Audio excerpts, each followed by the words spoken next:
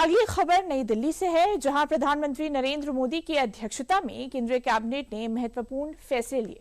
केंद्रीय कैबिनेट ने Delhi metro phase 5A के विस्तार को मंजूरी दे दी है। इसकी जानकारी केंद्रीय मंत्री अश्विनी वैष्णव ने दी। देखिए रिपोर्ट।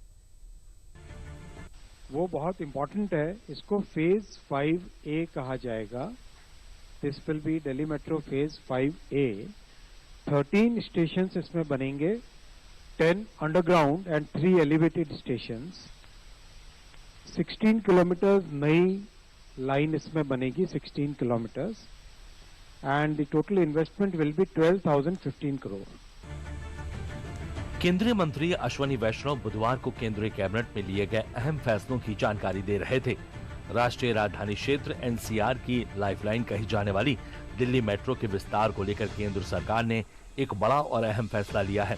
प्रधानमंत्री नरेंद्र मोदी की अध्यक्षता में हुई केंद्रीय कैबिनेट की बैठक में दिल्ली मेट्रो फेज 5A के विस्तार प्रस्ताव को मंजूरी दे दी गई है। और अब इस विस्तार योजना के बारे में भी आइए जान लेते हैं। क्या है फेज 5A विस्तार योजना?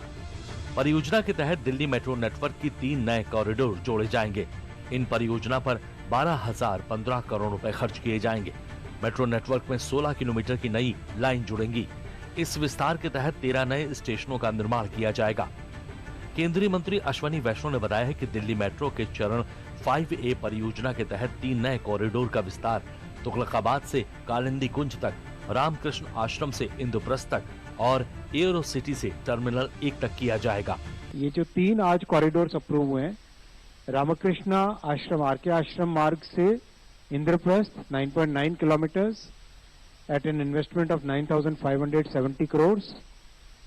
Aerocity to Airport Terminal 1, 2.3 kilometers, 1,419 crores.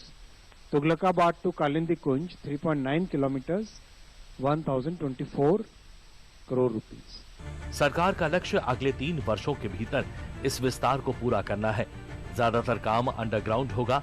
वहीं केंद्रीय मंत्री ने बताया कि निर्माण में टनल बोरिंग मशीन TBM का इस्तेमाल होगा, जिससे ट्रैफिक पर कम असर पड़ेगा।